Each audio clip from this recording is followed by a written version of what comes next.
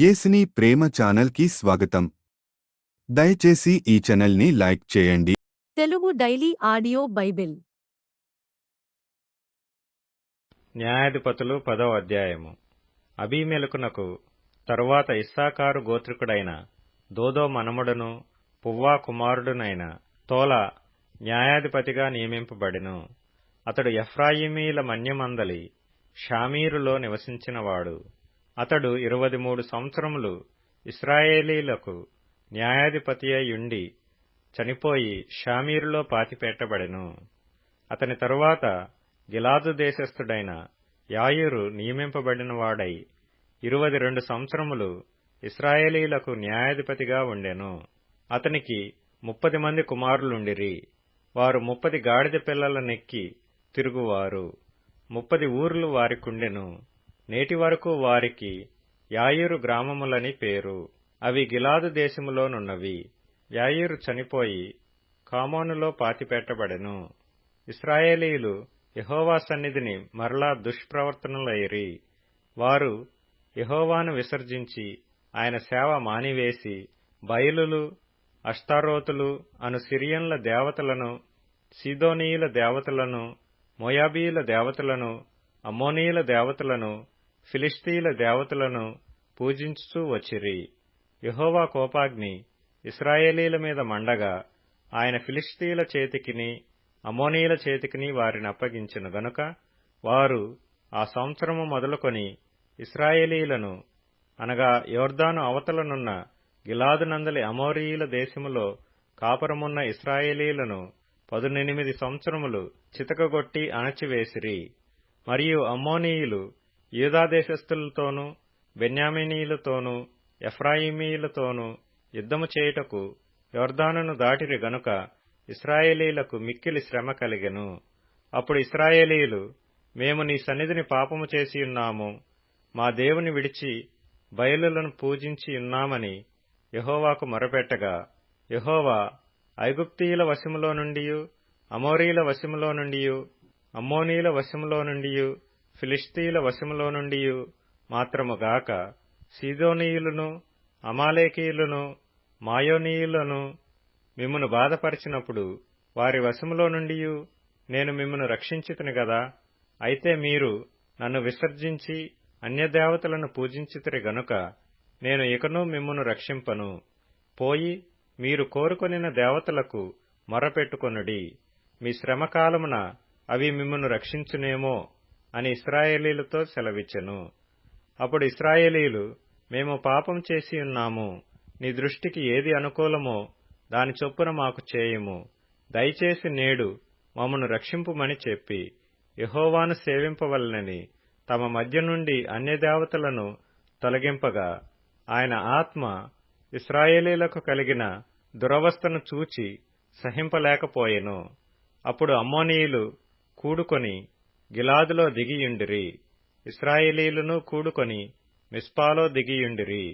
కాబట్టి జనులు అనగా గిలాదు పెద్దలు అమ్మోనీయులతో యుద్ధము చేయ బూనుకొని వాడెవడో వాడు గిలాదు నివాసులకందరికిని ప్రధానుడగునని ఒకనితోనొకడు చెప్పుకొనిరి. న్యాయాధిపతులు 11వ అధ్యాయము. గిలాదు వాడైన యెఫ్తా పరాక్రమము గల బలాఢ్యుడు. అతడు వేశ్యకుమారుడు. గిలాదు యెఫ్తాను కనెను. గిలాదు భార్య అతనికి కుమారులను కనగా వారు పెద్దవారై యెఫ్తాతో, నీవు అన్యస్త్రీకి పుట్టిన వాడవు గనుక మన తండ్రి ఇంట నీకు స్వాస్థ్యము లేదనిరి. యెఫ్తా తన సహోదరుల యొద్ద నుండి పారిపోయి టోబు దేశమున నివసింపగా అల్లరి జనము యెఫ్తా యొద్దకు వచ్చి అతనితో కూడా సంచరించుచుండెను. కొంతకాలమైన తరువాత అమ్మోనీయులు ఇశ్రాయేలీలతో యుద్ధము చేయగా అమ్మోనీయులు ఇశ్రాయేలీలతో యుద్ధము చేసినందున గిలాదు పెద్దలు టోబు దేశము నుండి యెఫ్తాను రప్పించుటకు పోయి, నీవు వచ్చి మాకు అధిపతివై యుండుము, అప్పుడు మనము అమ్మోనీయులతో యుద్ధము చేయుదుమని యెఫ్తాతో చెప్పిరి. అందుకు యెఫ్తా, మీరు నాయందు పగపట్టి నా తండ్రి ఇంట నుండి నన్ను తోలివేసితిరే, ఇప్పుడు మీకు కలిగిన శ్రమలో మీరు నా యొద్దకు రానేలా అని గిలాదు పెద్దలతో చెప్పెను. అప్పుడు గిలాదు పెద్దలు, అందుచేతనే మేము నీ యొద్దకు మళ్లీ వచ్చితిమి, నీవు మాతో కూడా వచ్చి అమ్మోనీయులతో యుద్ధము చేసిన ఎడల గిలాదు నివాసులమైన మా అందరి మీద నీవు అధికారి వగుదువని యెఫ్తాతో అనిరి. అందుకు యెఫ్తా, అమ్మోనీయులతో యుద్ధము చేయుటకు మీరు నన్ను గిలాదుకు తిరిగి తీసుకొని పోయిన మీదట యెహోవా వారిని నా చేతికి అప్పగించిన ఎడల నేనే మీకు ప్రధానుడనవుదునా అని గిలాదు పెద్దలను అడుగగా, గిలాదు పెద్దలు, నిశ్చయముగా మేము నీ మాట చొప్పున చేయుదుము, యెహోవా మన ఉభయుల మధ్యను సాక్షిగా ఉండునుగాకని యెఫ్తాతో అనిరి. కాబట్టి యెఫ్తా గిలాదు పెద్దలతో కూడా పోయినప్పుడు జనులు తమకు ప్రధానునిగాను అధిపతినిగాను అతన్ని నియమించుకొనిరి. అప్పుడు యెఫ్తా మిస్పాలో యెహోవా సన్నిధిని తన సంగతి అంతయు వినిపించెను. యెఫ్తా అమ్మోనీయుల రాజునొద్దకు దూతలను పంపి, నాకును నీకును మధ్య ఏమి జరిగినందున నీవు నా దేశం మీదికి యుద్ధమునకు వచ్చియున్నావని అడుగగా, అమ్మోనీయుల రాజు, ఇశ్రాయేలీలు ఐగుప్తులో నుండి వచ్చినప్పుడు వారు అర్నోను మొదలుకొని యబ్బోకు వరకును యోర్దాను వరకును నా దేశము ఆక్రమించుకొనినందుననే నేను వచ్చియున్నాను. కాబట్టి మనము సమాధానముగా నుండునట్లు ఆ దేశములను మరలా మాకప్పగించుమని యెఫ్తా పంపిన దూతలతో సమాచారము చెప్పెను. అప్పుడు యెఫ్తా మరలా అమ్మోనీయుల రాజునొద్దకు దూతలను పంపి ఇట్లనెను, యెఫ్తా సెలవిచ్చినదేమనగా, ఇశ్రాయేలీలు మోయాబు దేశమునైనను అమ్మోనీయుల దేశమునైనను ఆక్రమించుకొనలేదు. ఇశ్రాయేలీలు ఐగుప్తులో నుండి వచ్చుచుండగా వారు ఎర్ర సముద్రము వరకు అరణ్యములో నడిచి కాదేషునకు వచ్చిరి.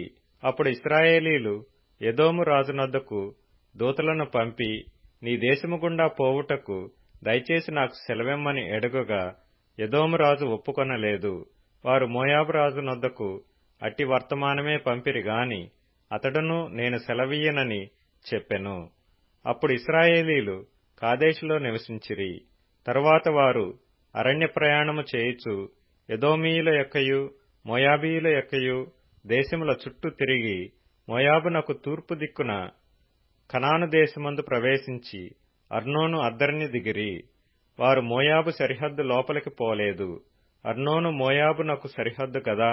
మరియు ఇశ్రాయేలీలు అమోరీయుల రాజైన సీహోనును హెష్బోను రాజునొద్దకు దూతలను పంపి, నీ దేశము గుండా మా స్థలమునకు మేము పోవునట్లు దయచేసి సెలవిమ్మని అతని యొద్ద మనవి చేయగా, సీహోను ఇశ్రాయేలీలను నమ్మక తన దేశములో బడి వెళ్లనీయక తన జనులనందరినీ సమకూర్చుకొని యహసులో దిగి ఇశ్రాయేలీలతో యుద్ధము చేసెను.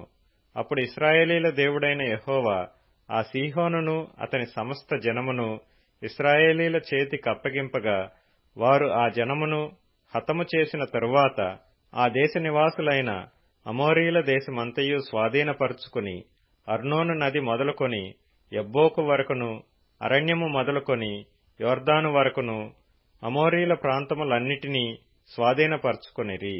కాబట్టి ఇశ్రాయేలీల దేవుడైన యెహోవా అమోరీయులను తన జనుల ఎదుట నిలవకుండా తోలివేసిన తరువాత నీవు దానిని స్వతంత్రించుకుందువా? స్వాధీనపరుచుకొనుటకు కెమెష్ అను నీ దేవత నీకిచ్చిన దానిని నీవనుభవించుచున్నావు గదా. మా దేవుడైన యెహోవా మా ఎదుట నుండి ఎవరిని తోలివేయునో వారి స్వాస్థ్యమును మేము స్వాధీనపరుచుకుందుము. మోయాబు రాజైన సిప్పోరు కుమారుడగు బాలాకు కంటే నీవు ఏమాత్రమును అధికుడవు కావు గదా.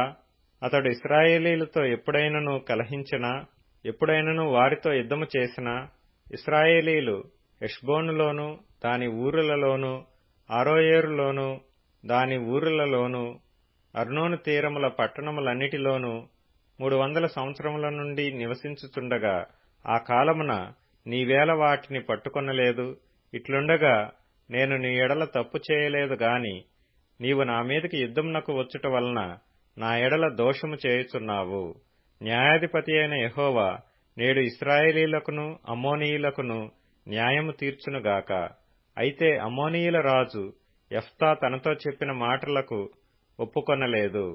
యెహోవా ఆత్మ యెఫ్తా మీదికి రాగా అతడు గిలాదులోను మనష్షేలోను సంచరించుచు గిలాదు మిస్పేలో సంచరించి గిలాదు మిస్పే నుండి అమ్మోనీయుల యొద్దకు సాగెను.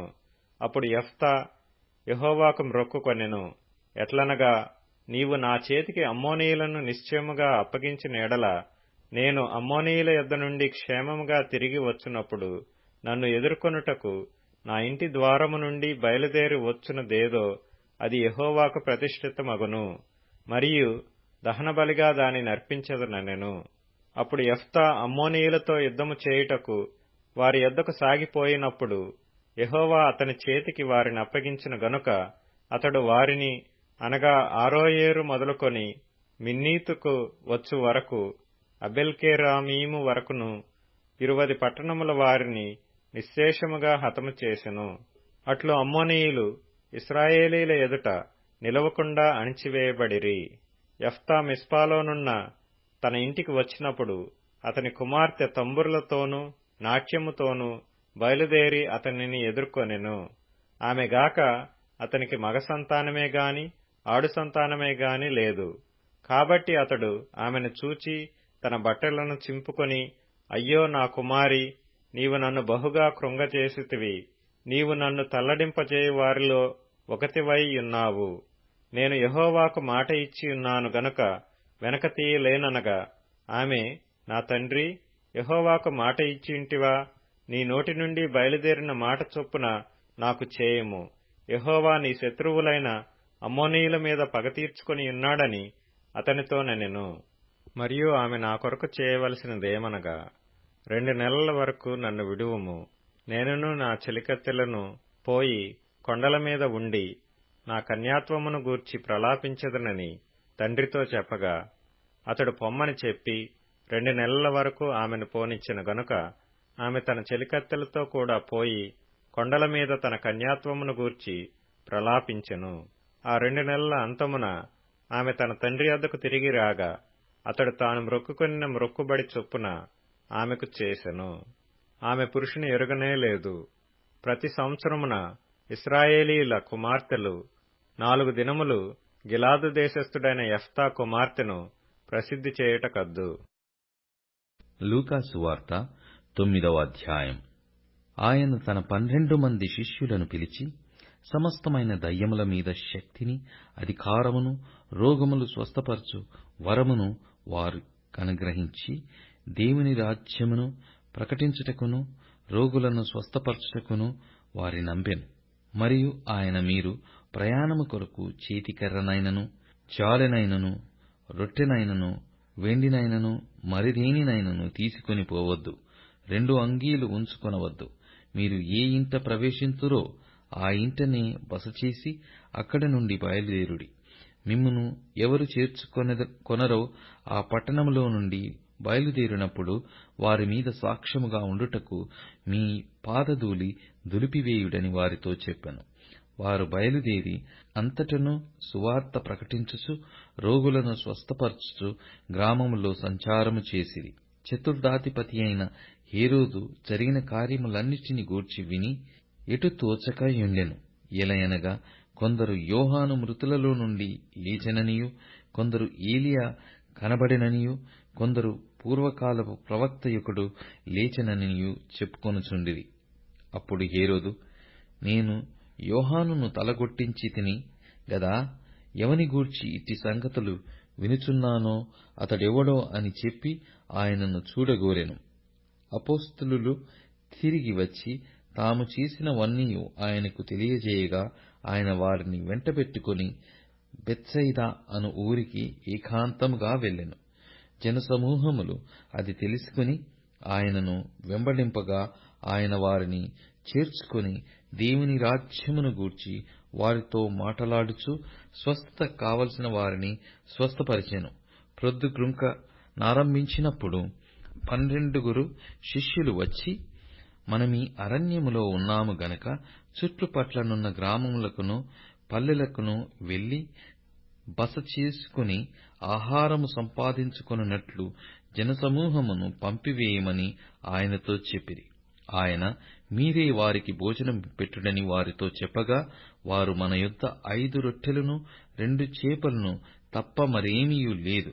మేము వెళ్లి ఈ ప్రజల అందరి కొరకు భోజన పదార్థములు కొని తెత్తుమా అని చెప్పిరి. వచ్చినవారు ఇంచుమించు 5,000 మంది పురుషులు. ఆయన వారిని 50 మంది చొప్పున పంక్తులు తీర్చి కూర్చుండపెట్టుడని తన శిష్యులతో చెప్పగా, వారలాగు చేసి అందరినీ కూర్చుండబెట్టిరి. అంతటా ఆయన 5 రొట్టెలను 2 చేపలను ఎత్తికొని ఆకాశము వైపు కన్నులెత్తి వాటిని ఆశీర్వదించి విరిచి జనసమూహమునకు వడ్డించుటకై శిష్యులకిచ్చెను. వారందరూ తిని తృప్తి పొందిన తరువాత మిగిలిన ముక్కలు 12 గంపెళ్ళు ఎత్తిరి. ఒకప్పుడు ఆయన ఒంటరిగా ప్రార్థన చేయుచుండగా ఆయన శిష్యులు ఆయన యొద్ద ఉండిరి. నేనెవడనని జనసమూహములు చెప్పుకొనుచున్నారని ఆయన వారినడగగా, వారు బాప్తిసమిచ్చు యోహాననియు, కొందరు ఏలియావనియు, కొందరు పూర్వకాలపు ప్రవక్తయొకడు లేచెననియు చెప్పుకొనుచున్నారనిరి. అందుకాయన, మీరైతే నేనెవడనని చెప్పుకొనుచున్నారని వారినడగగా, పేతురు, నీవు దేవుని క్రీస్తువనెను. ఆయన ఇది ఎవనితోనూ చెప్పవద్దని వారికి ఖండితముగా ఆజ్ఞాపించెను. మనుష్యకుమారుడు బహుశ్రమలు పొంది పెద్దల చేతను, ప్రధాన యాజకుల చేతను, శాస్త్రుల చేతను విసర్జింపబడి చంపబడి 3వ దినమున లేచుట అగత్యమని చెప్పెను. మరియు ఆయన అందరితో ఇట్లనెను, ఎవడైనను నన్ను వెంబడింపగోరిన యెడల తన్ను తాను ఉపేక్షించుకొని ప్రతిదినము తన శిలువను ఎత్తుకొని నన్ను వెంబడింపవలెను. తన ప్రాణమును రక్షించుకొనగోరువాడు దానిని పోగొట్టుకొనును. నా నిమిత్తమై తన ప్రాణమును పోగొట్టుకొనువాడు దానిని రక్షించుకొనును. ఒకడు లోకమంతయు సంపాదించి తన్ను తాను పోగొట్టుకొనిన యెడల లేక నష్టపరుచుకొనిన యెడల వానికేమి ప్రయోజనము? నన్ను గూర్చియు నా మాటలను గూర్చియు సిగ్గుపడువాడెవడో వాని గూర్చి మనుష్యకుమారుడు తనకును తన తండ్రికిని పరిశుద్ధ దూతలకును కలిగియున్న మహిమతో వచ్చునప్పుడు సిగ్గుపడును.